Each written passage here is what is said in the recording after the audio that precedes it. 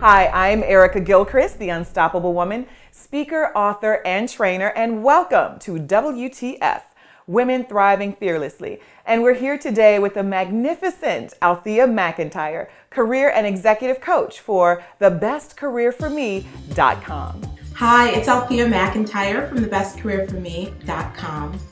Are you ready to go to the next level of success in your career? Do you want to learn success strategies that work perfectly for purpose-driven business professionals? I'm going to teach you strategies that will help you use your power and passion to succeed in your career. I'm going to teach you how to slow down and let go. So you're focused on your goals, but you're also open and receptive to miracles, blessings, and God winks. And I'm going to teach you the strategies that work best for purpose-driven business professionals who want to succeed in their career. Althea, thank you so much for joining us here on Women Thriving Fearlessly. We appreciate you taking time out to be with us today. Welcome to the show. Thank you for having me. I'm excited to be here. Excellent. Okay, so just tell us a little bit about who you are and all things Althea and what it is that you do. Oh my gosh, I'd love to. So Althea McIntyre, I own thebestcareerforme.com, and I opened my practice in 2005. Prior to that, I worked as a corporate CPA for 9 years until I got to this. I think I had so many aha moments. And the one is I realized that I wasn't excited about my future. I was at a point where it would have been the pinnacle of success for accounting and finance professionals, but I looked ahead and I didn't want my boss's job. Right. I didn't want my boss's job. And I was tired of dragging myself to work. And knowing that burning desire where you know you're not utilizing your gifts, you know you're not doing the work you're meant to do. And so I made a decision, because it starts with a decision, to actually do something about it. Okay. So now what I do is I coach high-performing, purpose-driven leaders and visionaries and help them transform their career. And I teach them exactly what I did, to go from corporate CPA to career and executive coach and small business owner. So that's the snippet of Althea McIntyre. And it's good that you had that path and you traveled that path before you actually went into doing it. Now, when you made the decision to leave corporate, did you know exactly what it is that you were going to be doing, or was that a journey within itself?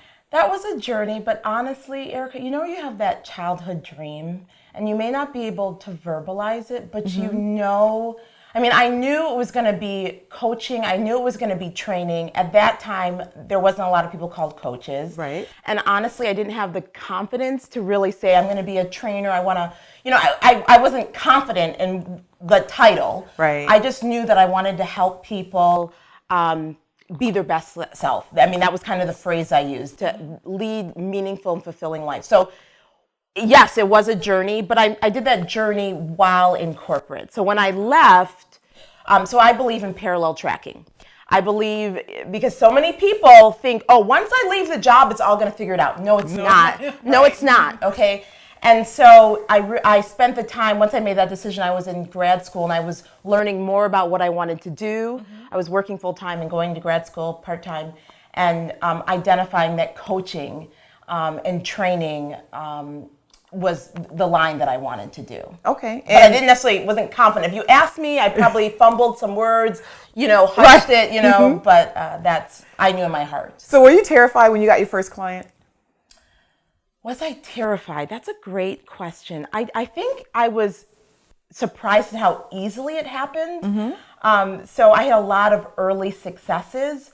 I don't know if maybe I was terrified. Maybe I thought, oh my gosh, I think it was like when I started to speak authentically what I was doing, people were like, okay. I met with a colleague for work, and they wrote the check, and I'm thinking, oh my gosh, oh my gosh. So maybe I was terrified. I can't really remember how I felt, but I remember I was kind of surprised at how quickly, when I just shared what I was doing, that people were ready to sign up. Yeah, and you know how hard people work for their money. So when they sign it over to you, there's this huge responsibility that comes along with that, and you're just like, oh my goodness, they just paid me some money. I have to perform. Yes. I have to make sure that I do exactly what it is I say that I'm going to do. So who would be an ideal client for you? So, I love this. So my ideal clients, they are bold. They are committed to living the life that God has for them. They are purpose driven. They want to make a positive impact on others. They're high performers. They're highly intelligent. They're leaders in their own right. I love working with creative business owners and creative professionals. So they're not, I just shared this, they're at that commitment. I'm ready to make a positive transformation. I want to grow in my leadership. I want to increase my income doing meaningful work. I want to make a larger impact. Yes. And I know that I need help. What has worked in the past is no longer working. I'm feeling overwhelmed. I'm struggling with letting go. I'm struggling with delegating. I know that I'm not, I'm making progress forward, but I'm feeling stopped and stuck. I tend to compare myself to my peers. I'm ahead of my time and feel often alone. And sometimes I doubt the vision God has given me. But I don't actually realize that that my leadership has such a positive impact on others. So those are some of the, that's how. Wow, where were you a few years ago? Like seriously, everything you just said, I was like, check, check.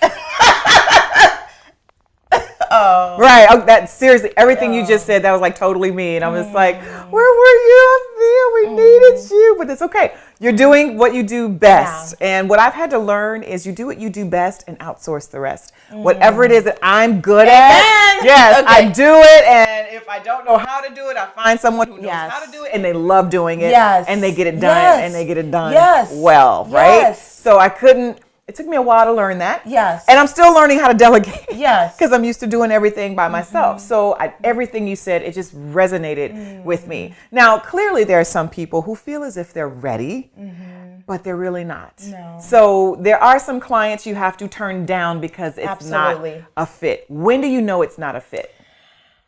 I just wrote this video. I recorded a video about the two different levels of success: the want and the desire, the readiness and the commitment. So, when you're talking to people and what you hear is excuses. Well, they wouldn't necessarily make it excuses. They're justifying it, right? So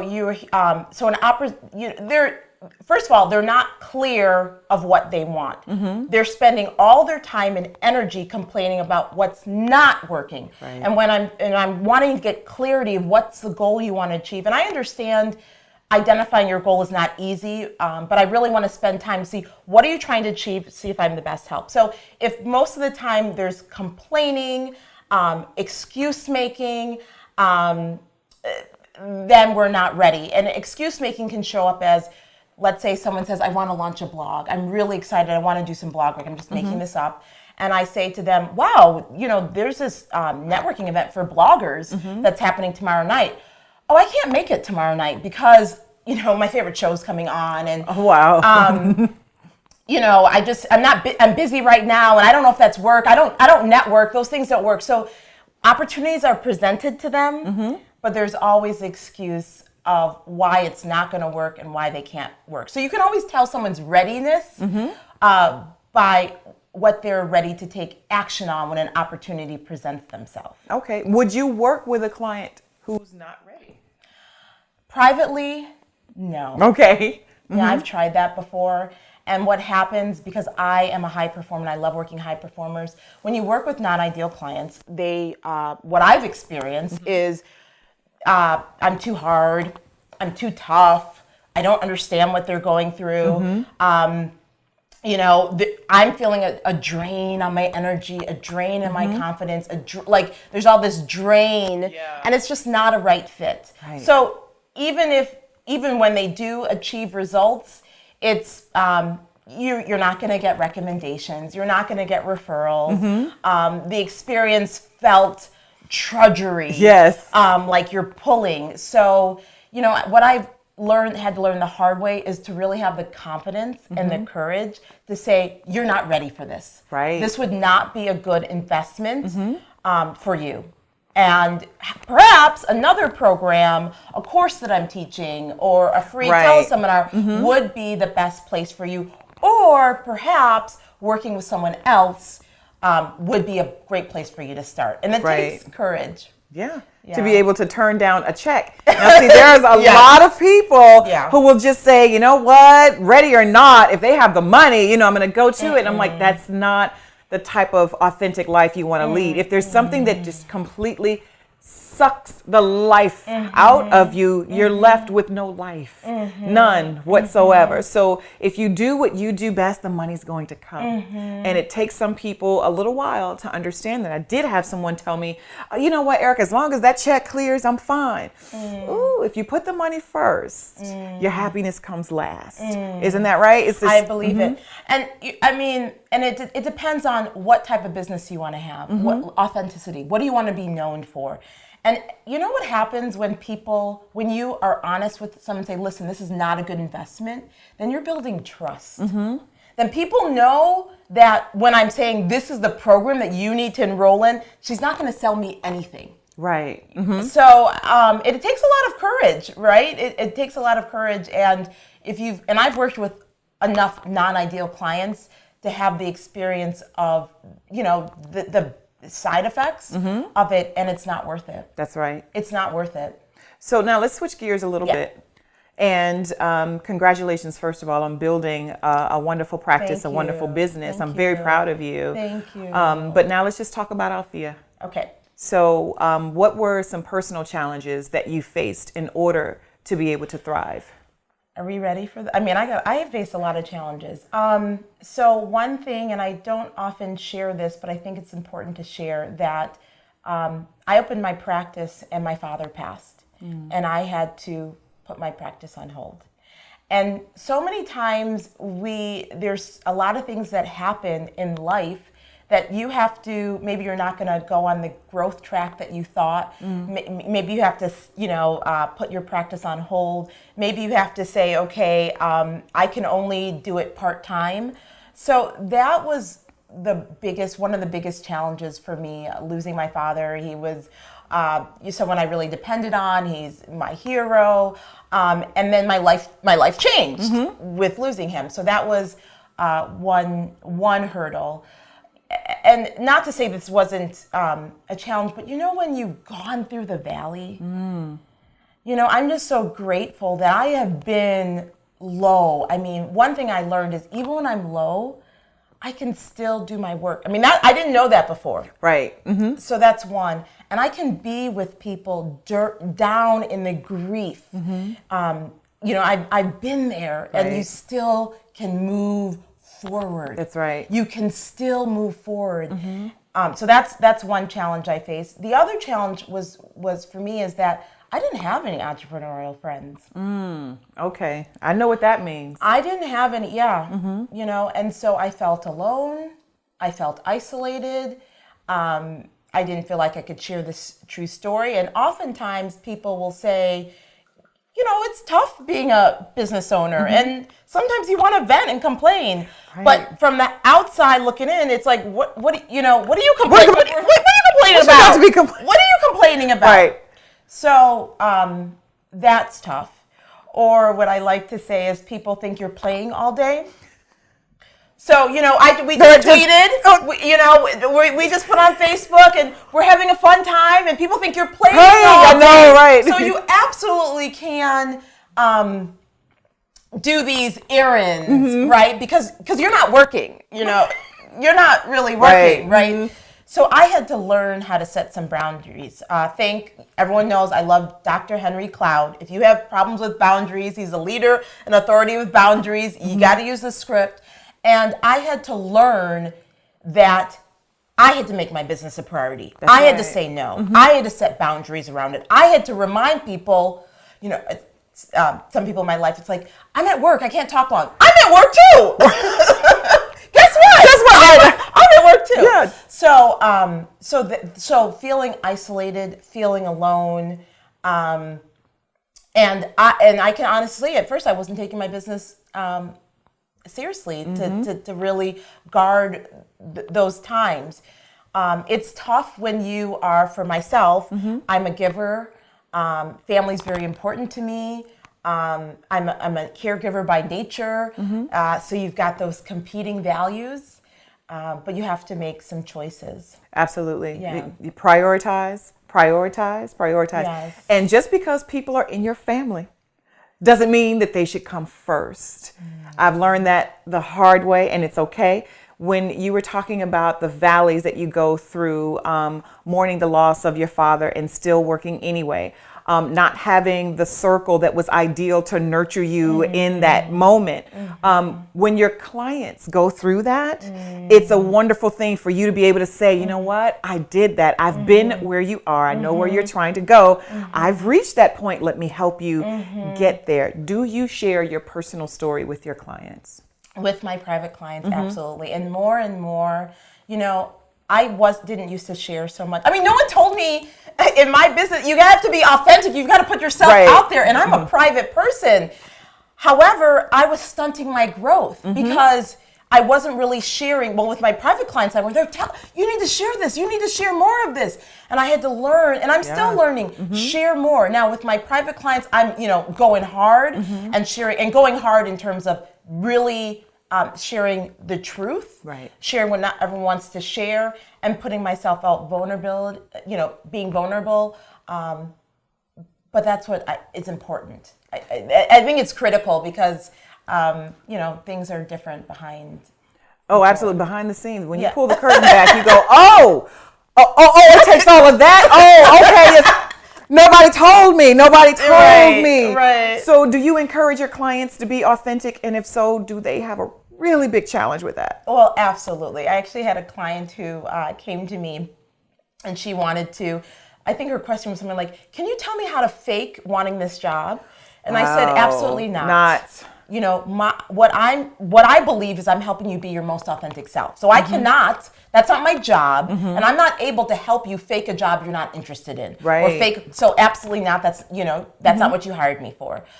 So, I mean, that question has come up and people learn, I mean, some people are like, gosh, it's so deep, I wanted this, but gosh, I didn't know it was gonna be like this, this inside out. Yes. So once clients, if you're committed to the vision that God has given you and placed in your heart, and you're really to do whatever it takes, and it's a process. I heard this quote, change without self-love hurts. Right. And you really have to be loving with yourself and patient with yourself. If you're so used to, like I was, being in corporate America and putting on this mask, and that's how you survived, and then it's like, oh my gosh, I don't even recognize what's behind the mask, and how do I take off the mask?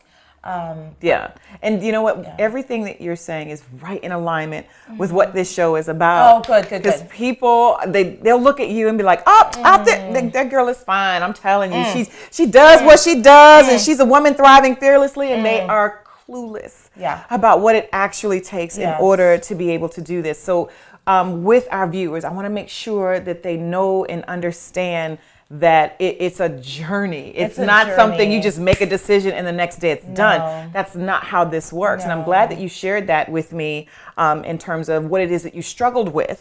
First when you started, and then as you were building, and then learning how to be your most authentic self, thriving past not having the supportive circle, which is really important. And it's crucial. It's crucial. And when you don't have that, sometimes you get a little lost. Because I can't vent to people who just have no clue what I'm going through. Right. A lot of people want to help, they don't know how to help. So if I start venting, the ones who don't know how to help, they'll be like, oh, Erica, you'll be fine. I mean, whatever it is, you'll be fine. I don't want to hear that. I know I'm going to be fine. I need somebody else to say, girl, I know exactly what you mean. And then they're able to go right with, that's something that I'm like, oh, thank you. That's what I was looking for. Like, I really need someone to go toe to toe with me and say, I got it, but here's what I did. Maybe you should try this. Right. And I'm still learning this, and and I'm learning now. This is not the phone call I need to pick up. Right. Sometimes we have these, knee-jerk reactions. You have to be careful who you vent to. You really have to be careful because they want to help and they don't want to see you in pain. So they may say, this is really tough. This is the one I hate. Right. It's really tough. And I'm thinking, what isn't tough? Right, exactly. Name something. Yeah. And so they might say, they want to help and they want to take you out of their suffering. So they may say, why don't you go back and, get a job? So you have to use wisdom. And the thing I realized, we never, ever ask. We would never ask someone who has been renting all their life, should I buy this house? What do you think? Should I make the sacrifices and buy this house? I really want to buy this house. What do you think? We would never ask someone who hasn't achieved home ownership or either hasn't gone through it and decided not to, if we should go through it. But we tend to, when we're launching our business, we ask people who have never followed their dreams. Right. I don't know why we do this. We don't do it in any other areas of our life. And then we get surprised why they don't get it. So. Oh my goodness. See, this is, I could just sit here. I could just sit here and go ahead. I feel like I need a fan. Just, girl, go ahead. Yes, I feel you. Yeah. I got you. Yeah. So if you can think of a woman, past or present, that you would consider someone who thrives fearlessly, who would that person be? Well, I have an aunt, and she's 94? She's 94. She's still living. And I think of her, when I think of her story, I think she's thriving fearlessly. When you hear, so I'm first generation American of Jamaican parentage. And when I love to hear the stories of my aunts, of my grandparents, and what they did to come from the country, to go to the city, town, Kingston, to get here, and the obstacles they faced, the setbacks they faced, and that they kept on moving forward. And so I think of my Aunt Lynn, who I didn't know my grandparents. And I'm really blessed because my parents, they grew up in the same parish. And so my aunt knew my mother's parents. And so she's kind of like my grandmother, my aunt to me. So when I think about her, she's someone who's thriving fearlessly. Wonderful. I love that. So for our viewing audience, I'm just going to ask the simple question. Okay. How can women thrive? How can women thrive? Well, one is you really have to have a relationship with God. That's my faith, Christian faith. So you have to learn who God says you are, not who the world says you are. Okay? And you have to take these scriptures and make them come to life. That's number one. And then you have to decide to be unstoppable. You have to decide to be unstoppable. So even when you get in your own way and you have to start to recognize, when am I getting in my own way to pursue my career dreams, pursue my business dreams, you have to remove those. Yes. So, know who God says you are. And trust him and follow him, and then make his word alive in your life. And then you choose to be unstoppable. I'm thinking about your on your voice message about being unreachable, and I was like, wow. I was listening to that, and I was driving. I was like, wow, that's deep. But it's a decision. I'm going to choose to be unstoppable. I may get stopped, right? But I'm going to choose to be unstoppable towards what God desires for me. Excellent. So is there anything at all that we haven't covered that you want to say to our viewing audience?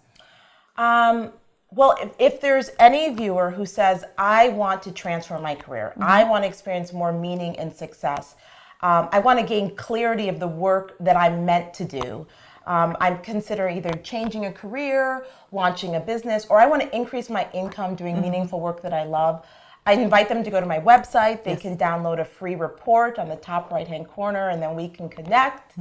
And don't stop.